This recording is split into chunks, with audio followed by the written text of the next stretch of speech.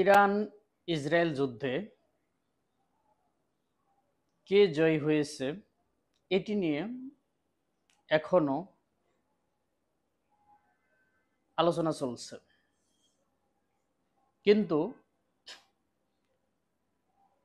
এই বিষয় নিয়ে অনেকে অনেক মন্তব্য করেছেন যে এখানে তিনটি পক্ষই জিতেছে। কিন্তু মূলত একটা জিনিস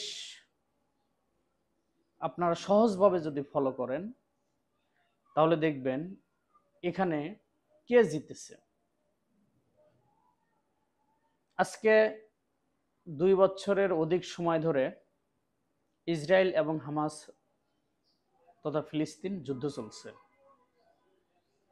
সেখানে বিভিন্ন পক্ষ এমনকি যুক্তরাষ্ট্র যুদ্ধবিরতির আহ্বান করলেও যুদ্ধবিরতি আসেনি। কিন্তু কেন? কারণ একটাই, সেটা হলো এই যুদ্ধে শক্তিশালী ইসরায়েল, ফলে ইহুদিরা মোটেও এই যুদ্ধ স্থগিত করতে রাজি নয়। অপরদিকে ইসরায়েল এবং ইরান এই যুদ্ধে যখন শুরু হয় 12 তারিখে এবং যুদ্ধ যখন ইরান প্রত্যাঘাত করে, তাদের প্রত্যাঘাতে ইসরায়েল হতভম্ব হয়ে পড়ে। এবার ইরানকে ভেবেছিল তারাও মনে হয় দুর্বল,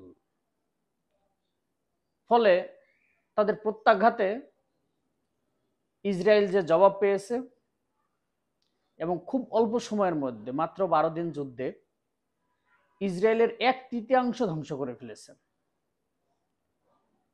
ইসরায়েলের তেল আবিবের 1/3 ধ্বংস করে ফেলেছে। তাহলে বুঝতেই পারছেন যে যেই যুদ্ধ কেবল জাস্ট শুরু করেছে সেখানে তেল আবিবের 1/3 ধ্বংস হয়ে গিয়েছে। অর্থাৎ আর 12 দিন যদি যুদ্ধ টিকত তাহলে তেল আবিব মাটির সাথে মিশে যেত।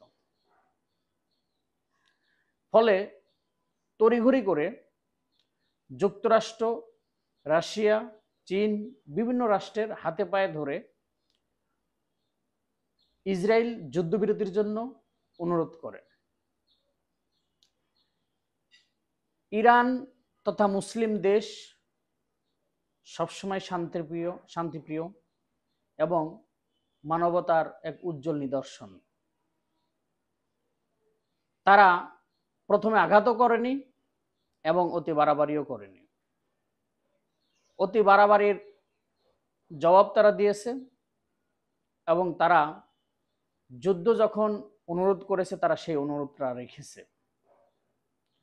ইহুদিদেরকে সেই সুযোগটা তাদেরকে দিয়েছে, কিন্তু ইরান জানে ইহুদি নাসারারা কখনোই তাদের স্বার্থ ছাড়া এই যুদ্ধের বিরতির প্রস্তুত নয় এবং এই যুদ্ধবিরতির জন্য তারা আহ্বান জানায়নি। ফলে ইরান তাদের রণপ্রস্তুতি আরো দৃঢ়ভাবে প্রস্তুত করছে।